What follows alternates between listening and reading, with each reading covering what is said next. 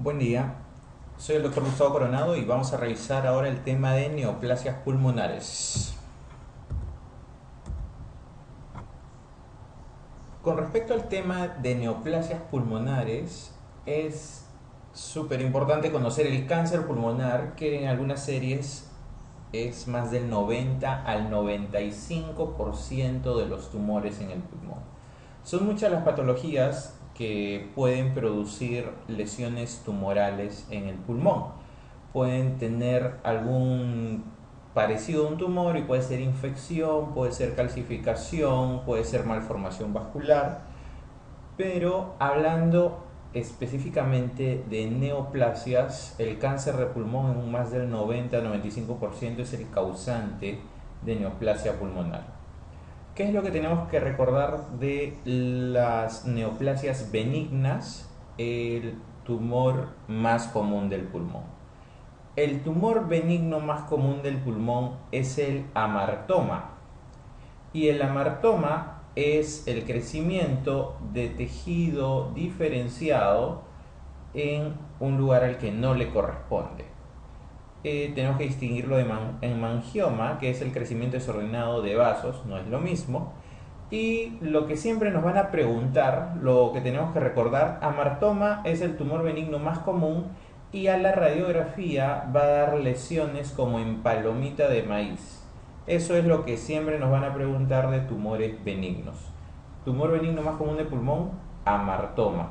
Es lo que se recalca en la parte de revisiones de neoplasias benignas del pulmón.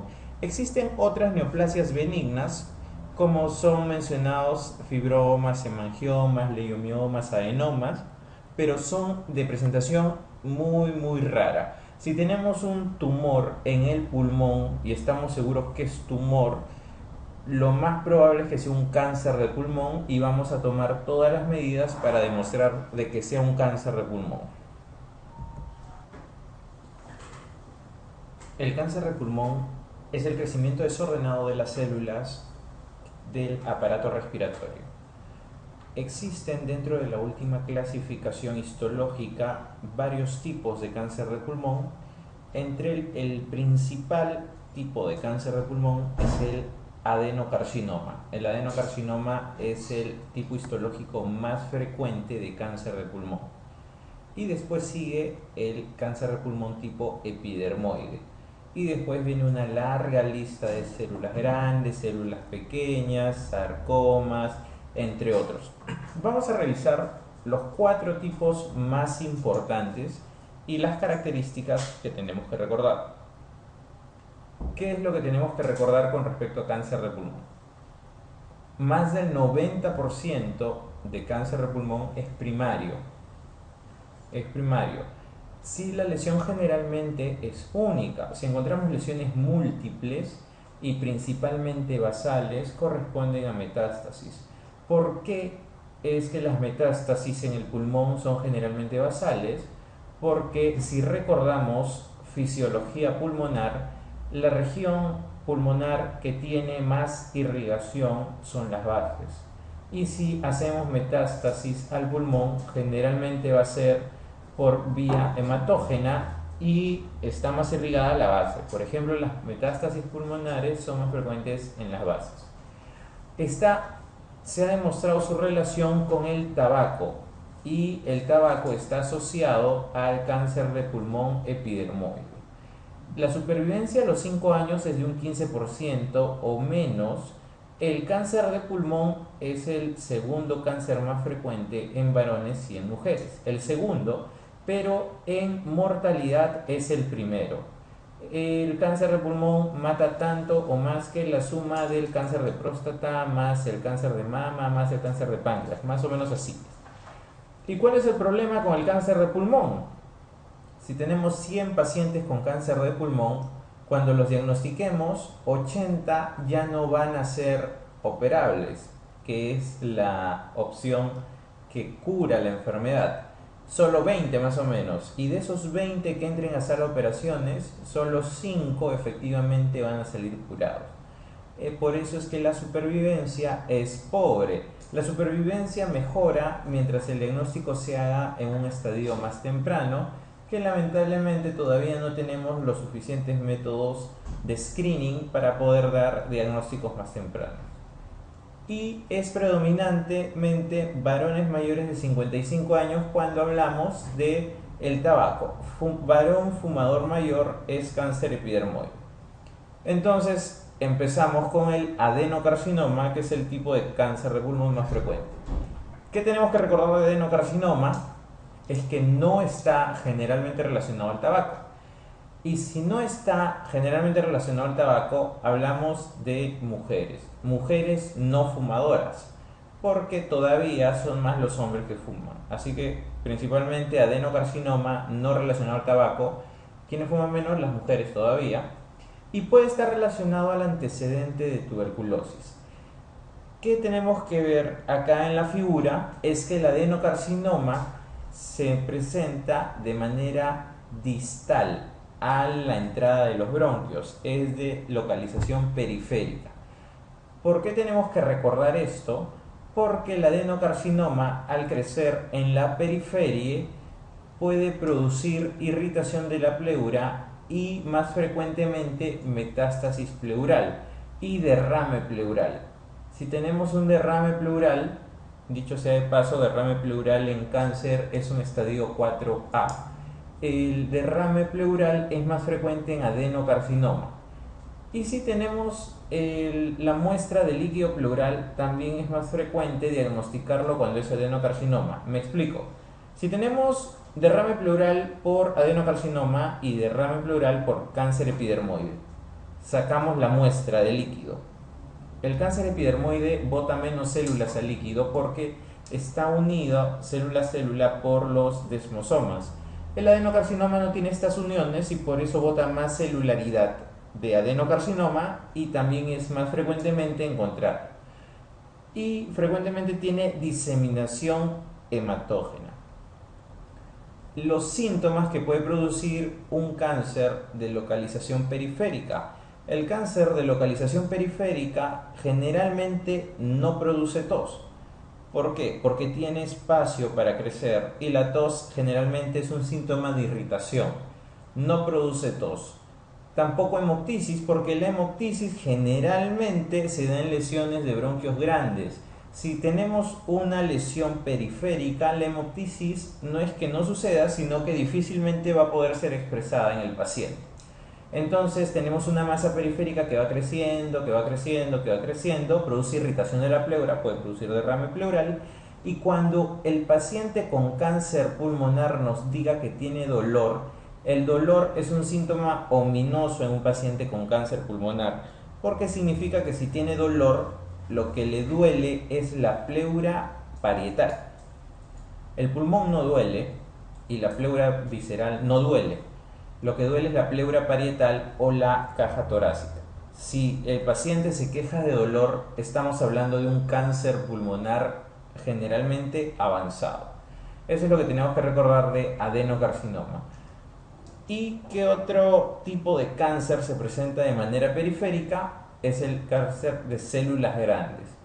¿Qué tenemos que recordar con respecto a este cáncer que no es tan frecuente? Es que es el segundo que más se cavita. Pero ¿cuál es el primero que más se cavita y que ahora vamos a revisar? Es el cáncer epidermoide. El cáncer epidermoide está asociado a fumar, altamente asociado al cigarrillo. ¿Y quiénes fuman más? Entonces hablamos de varones fumadores. Cáncer epidermoide es más frecuente en varones fumadores. También existe el llamado tumor de Pancoast, que es el tumor de la cisura superior. Se localiza generalmente en los ápices, por definición, en los ápices pulmonares, y puede producir el síndrome de Horner por opresión de la cadena simpática cervical. ¿Cuál es el síndrome de Horner? Está compuesto por 4 elementos: enoftalmos, miosis, anhidrosis y tosis palpebral. Todos son ipsilateral y es por compromiso de la cadena simpática. El tumor de Pancoast además puede producir el síndrome de Pancoast, que es el dolor relacionado a la opresión del paquete nervioso que inerva el miembro superior de dicho lado. puede producirse un síndrome paraneoplásico. ¿Qué tenemos que recordar con los síndromes paraneoplásicos? Los síndromes paraneoplásicos en cáncer de pulmón son más frecuentes en el cáncer de células pequeñas. Todos los mencionados, excepto el que se produce por hipercalcemia, que es más frecuente en el epidermoide. Hipercalcemia porque produce una sustancia PTH-like. Los paraneoplásicos generalmente producen síntomas o endocrinos o neurológicos. Si son endocrinos es porque producen sustancias parecidas a las sustancias fisiológicas, o si es neurológico es porque produce generalmente una reacción autoinmune. En cáncer epidermoide o cáncer escamoso, como le quieran llamar, es más frecuente la sustancia paratormona-like que produce hipercalcemia. Es por eso que está mencionado acá en el ítem 5, hipercalcemia y hipofosfatemia. ¿Y por qué es el que más se cavita? Recordemos que el tabaco ingresa por las vías principales, la tráquea, los bronquios, y por ser un vapor generalmente asciende. También tenemos que recordar que las lesiones que produce en la EPOC generalmente es en los ápices. La lesión epidermoide, cáncer epidermoide, generalmente es central, no es periférica, es central por acción del humo de tabaco. Y al ser central, entonces genera síntomas por irritación de las vías aéreas principales. Puede producir tos, que generalmente es seca. Tos seca es irritación y tos productiva generalmente es bronquitis o infección. Hemoptisis por compromiso de las vías aéreas principales.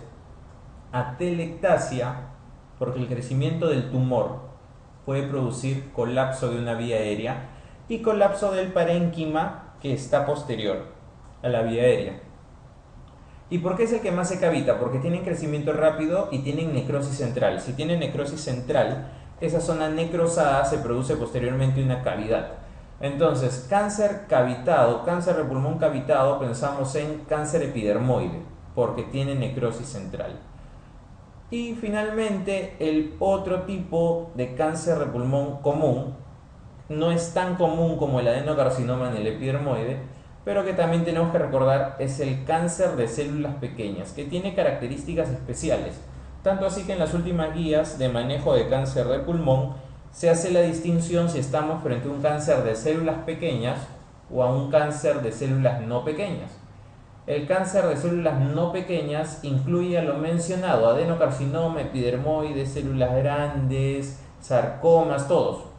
Y el cáncer de células pequeñas tiene un tratamiento en especial, porque generalmente tiene un muy mal pronóstico. A los 5 años solo está vivo el 2% de los pacientes. Y es recordar, células pequeñas es el que produce más síndromes paraneoplásicos, como CIHAT, como secreción ectópica de ACTH, acropaquias o síndrome de Lambert-Eaton, o también llamado como síndrome miasteniforme, ¿no? Y ceguera riniana. El cáncer de células pequeñas, lo que también tenemos que recordar es que es más quimiosensible, constituyendo uno de los pilares del tratamiento. Y lo otro que buscamos en un cáncer de células pequeñas, ahora que vamos a ver la parte de clasificación de cáncer de pulmón, es buscar si es que hay lesión cerebral tipo metástasis, o también se puede dar un tratamiento profiláctico al cerebro de radioterapia.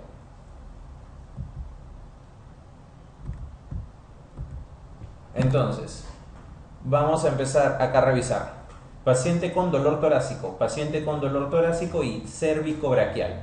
Dolor torácico y cérvico-braquial. Si tenemos un paciente con estas características, que le preguntamos de dónde es el dolor, ¿no? Porque probablemente estemos ante un cuadro de causa cardíaca, si es un dolor precordial y que se irradia al miembro superior izquierdo, pero haciendo la exploración tiene miosis y enoftalmos, y en la radiografía de tórax, erosión de las primeras costillas. Eso con lo revisado y es diagnóstico. ¿Cuál de las siguientes es la causa más probable? Estamos ante dónde está la lesión. Si tiene dolor cérvico-braquial y lesión de la cadena simpática, tiene que estar en el ápice pulmonar, tumor de Pancoast. En la semiología de las neoplasias, ¿cuál de las siguientes manifestaciones no se presenta?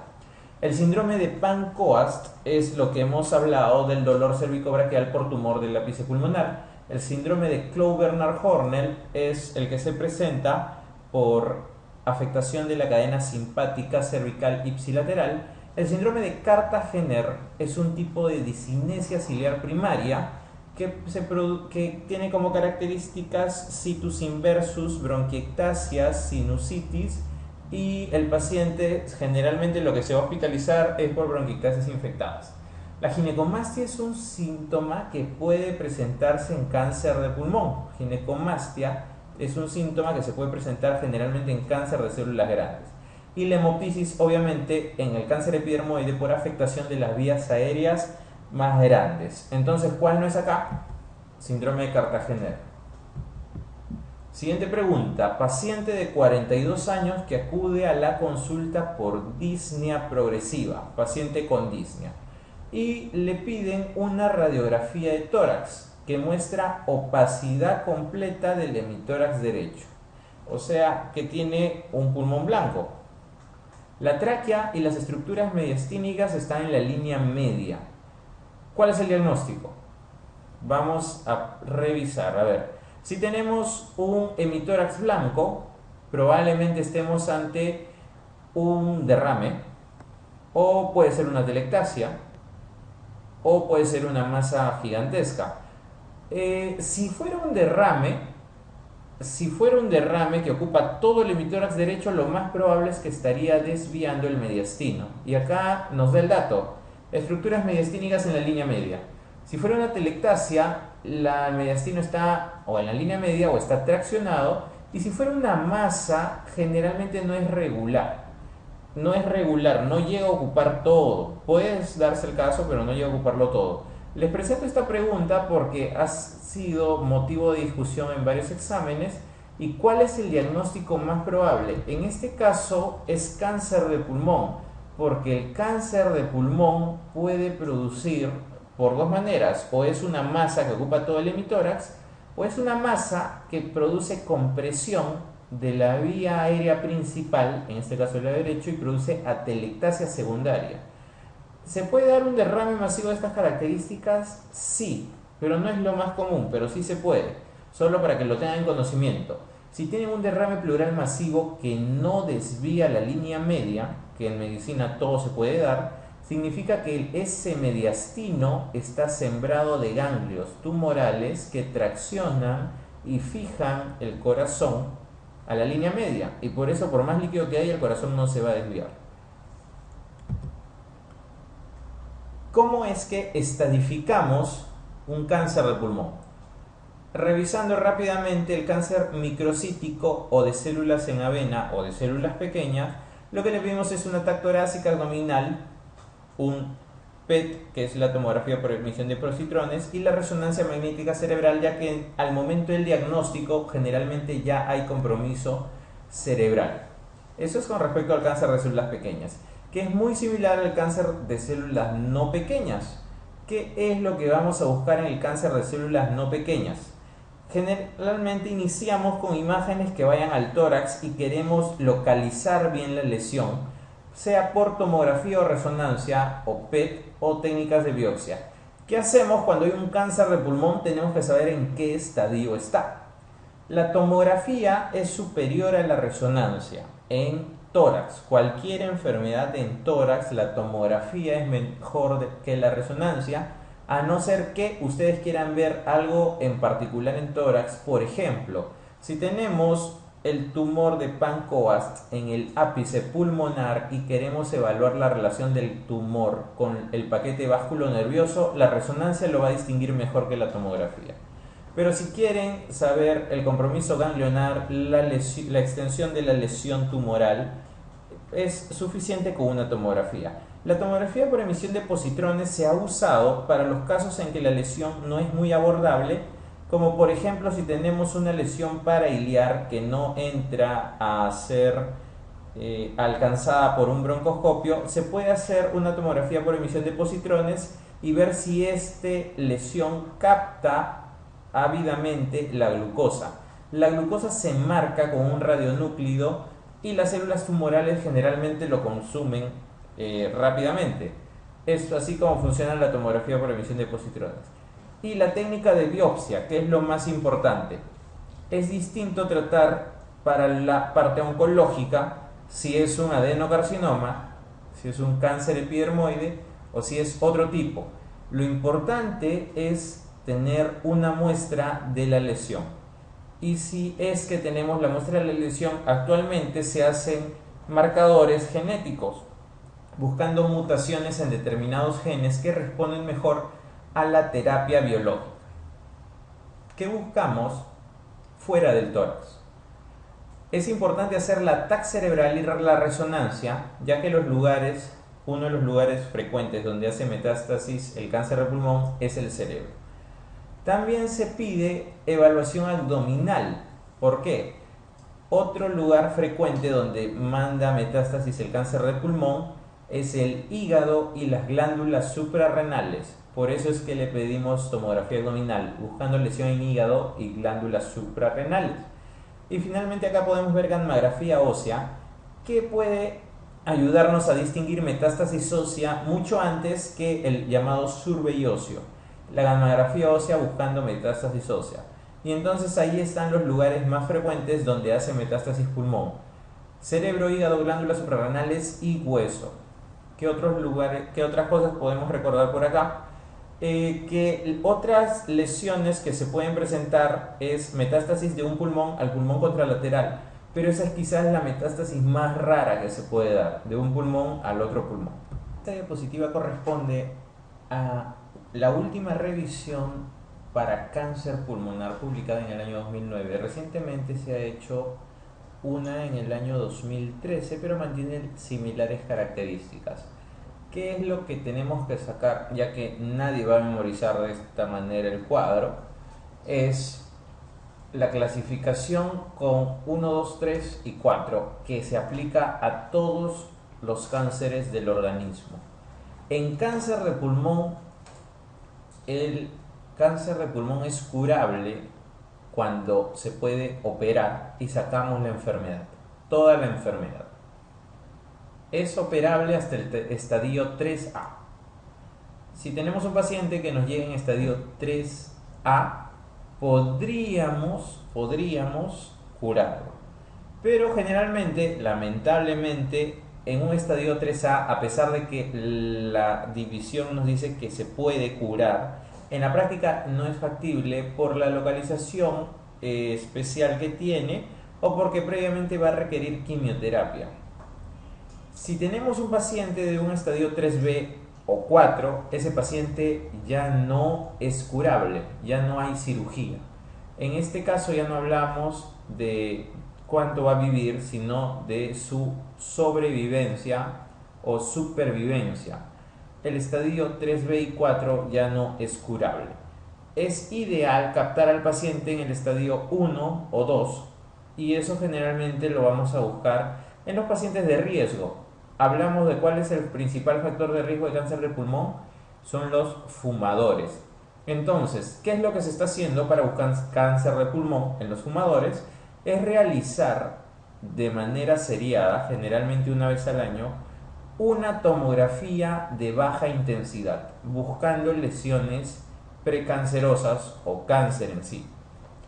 ¿Por qué tomografía y de baja intensidad? Porque si a un paciente le hacemos tomografías normales, seriadas, le aumentamos el riesgo de cáncer por la radiación. Por eso es que le bajamos la intensidad.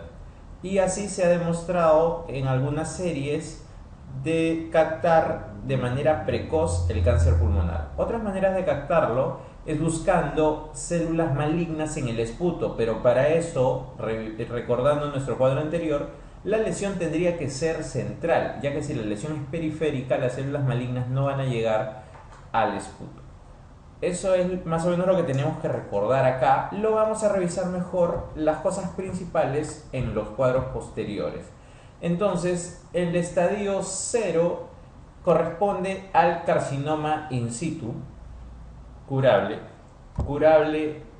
por ser una lesión localizada, no tener compromiso de ganglios, que es la clasificación N. Si es un cáncer localizado, es curable.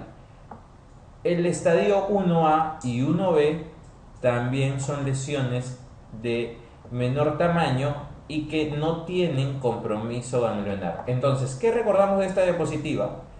Importante, en los estadios 0-1 no hay compromiso ganglionar. No tienen que acordarse las medidas generalmente, solo que si les dicen estadio 1 no hay ganglios y mucho menos metástasis. Entonces, estadio 1, tratamiento, cirugía. Tratamiento, cirugía y está curado. Si pasamos al estadio 2, puede haber una lesión de mayor tamaño sin ganglios o lesiones pequeñas pero con un compromiso ganglionar local. El estadio 2 también es curable por cirugía, pero también podría requerir el uso de quimioterapia para la curación, pero el paciente, recordar, en el estadio 2A y 2B el paciente requiere cirugía y en algunos casos quimioterapia. No tienen que recordar exactamente esto de T3, no tienen que hacerlo necesariamente. Es más o menos lo que les menciono. En el estadio 1, cirugía. En el estadio 2, cirugía más quimioterapia. Si pasamos al estadio 3, que el cuadro ya se ve peor, ¿qué tenemos que recordar? El paciente, si es un 3A, puede beneficiarse de cirugía y podría curarse en teoría con la cirugía, pero generalmente requieren quimioterapia previa, y no solo quimioterapia sino también radioterapia. Entonces, estadio 3A, cirugía si lo admite, si no, quimioterapia adyuvante o radioterapia. Y el estadio 3B, la cirugía ya no se admite, pero sí la quimioterapia y radioterapia. Los demás TNs no es necesario que lo recuerden generalmente. Y el estadio 4, que quizás es una de las cosas más preguntadas en el cáncer de pulmón, el estadio 4A y 4B. Cuando les mencionaba las lesiones del 4A, aparece el derrame pleural maligno. Derrame pleural maligno lo convierte al paciente en el estadio 4A. O también puede haber derrame pericárdico o lesiones pulmonares contralaterales. Eso es estadio 4A.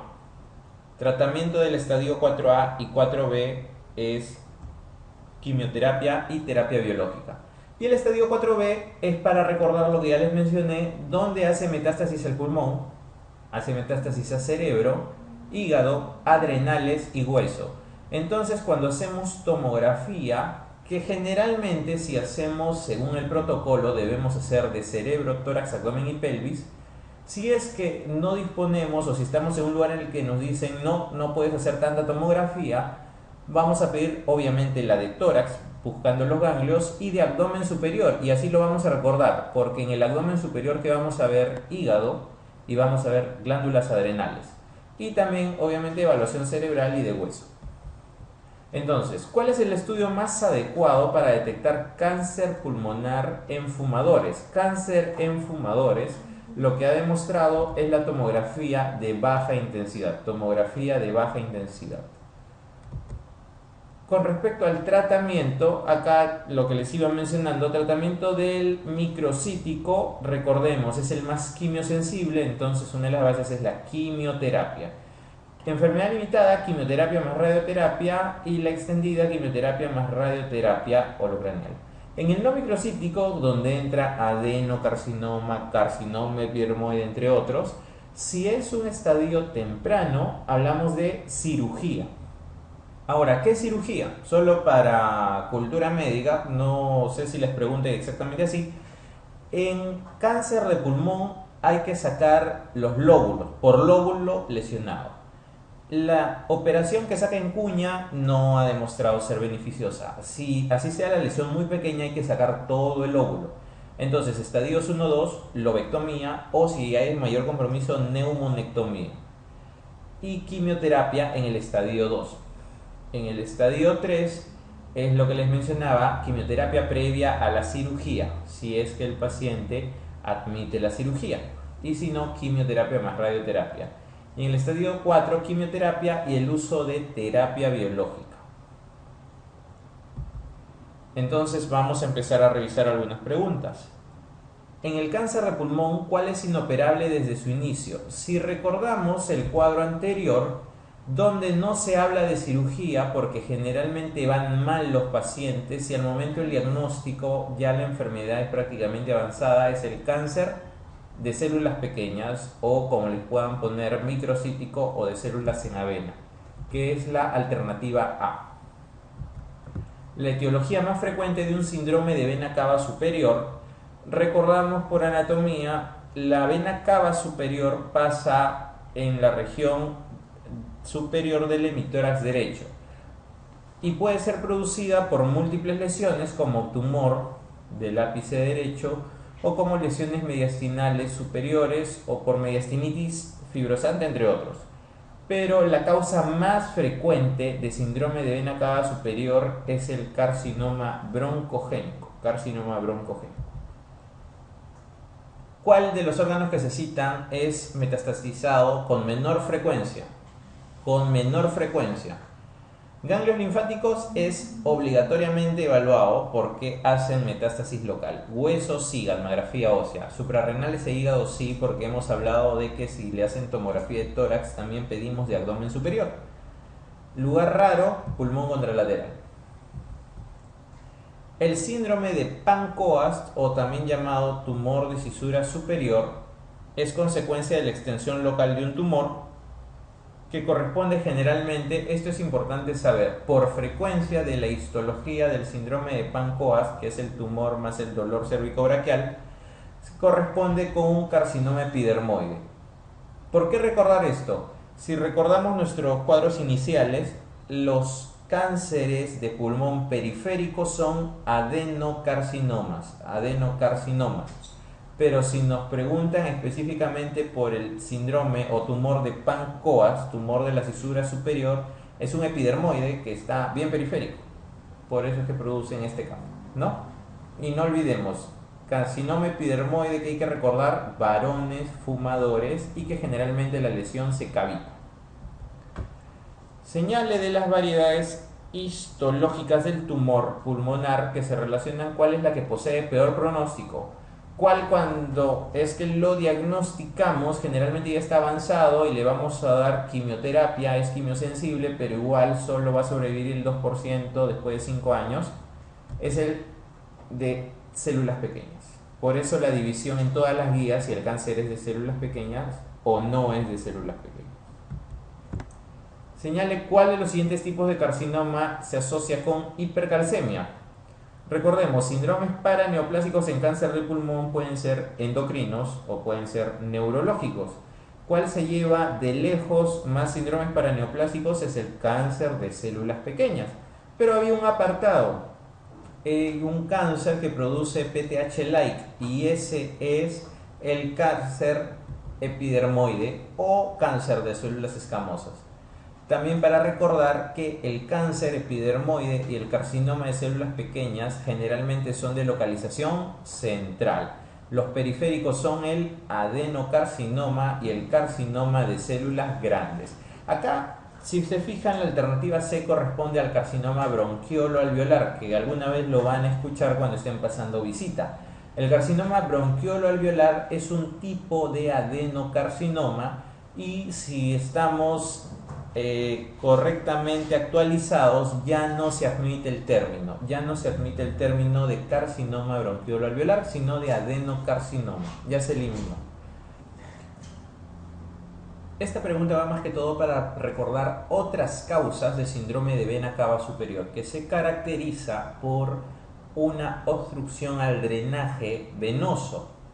El drenaje de la vena cava superior tiene el drenaje de los miembros superiores y de la cabeza y del cuello. Entonces este paciente va a tener edema facial, edema en esclavina, que es un edema de localización cervical, y aumento de volumen de los miembros superiores, generalmente el miembro superior derecho.